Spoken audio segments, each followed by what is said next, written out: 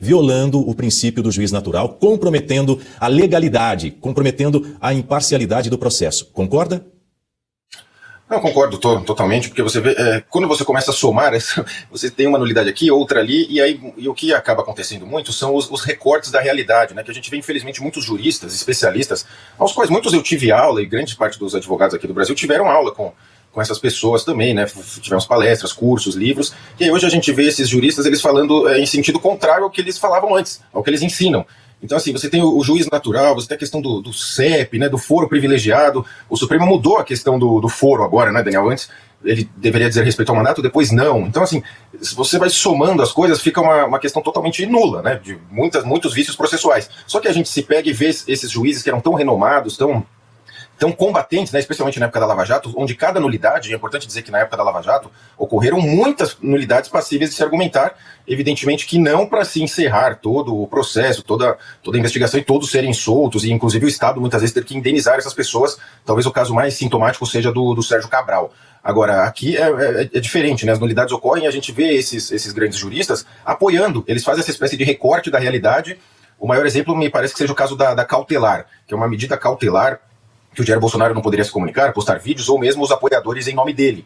Aí eles começam a recortar e falam, ó, a cautelar, o jurista ele faz esse recorte, a cautelar, o juiz pode tomar algumas medidas por precaução e tal, ele começa a analisar só a partir dali. Ele ignora o resto anterior no sentido de, ó, essa cautelar já nasceu sem sentido algum, nasceu num inquérito que investiga soberania, então assim, fica tudo muito misturado, mas só para não ficar tão confuso, a prisão domiciliar e a tornozeleira do Jair não tem relação com o julgamento agora do 8 de janeiro, é num outro inquérito por atentado à soberania, essa outra bobagem, que é a nova narrativa agora contra o Jair Bolsonaro e o que se chama de bolsonarismo.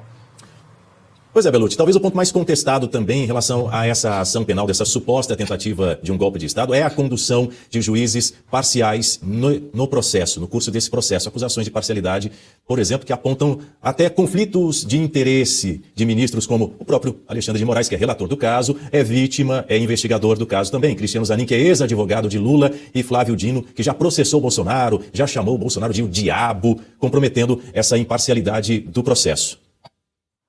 Não, perfeito, Daniel. Você vê o Alexandre de Moraes no julgamento, lá nos autos, no processo, teria em tese um plano para matar o Alexandre de Moraes. Teria um plano para matar até o Geraldo Alckmin, né? Que o Augusto Nunes sempre brinca. Quem querer ceifar a vida do Geraldo Alckmin? É uma coisa que não faz sentido. Mas então você tem o julgador Alexandre de Moraes, teria um plano para matá-lo. Ele, a todo instante, fala sobre o processo, dá entrevista, seja no Brasil, seja no exterior, falando sobre o caso, igual o Barroso fez agora. Aí você tem o Flávio Dino, como você mencionou de forma correta, Daniel, ele era ministro da Justiça, ele era o MJ do Lula nos atos do 8 de janeiro, e até se demonstra que ele estaria ali no ministério, tem a questão das imagens das câmeras que sempre mencionam, e ele em momento algum se declarou suspeito, né, a suspeição para julgar o caso, que seria o natural. E aí você tem o presidente da primeira turma, que é o Cristiano Zanin, que era advogado do Lula. Então, assim, no mínimo, você tem ali uma falta de parcialidade do juiz.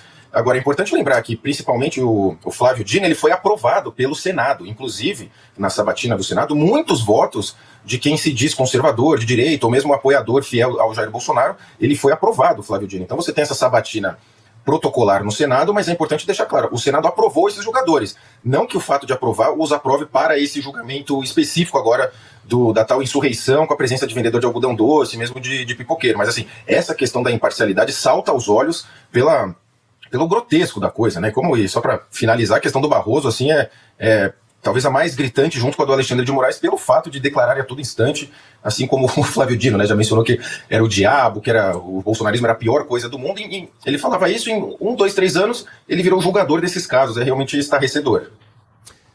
Bellucci.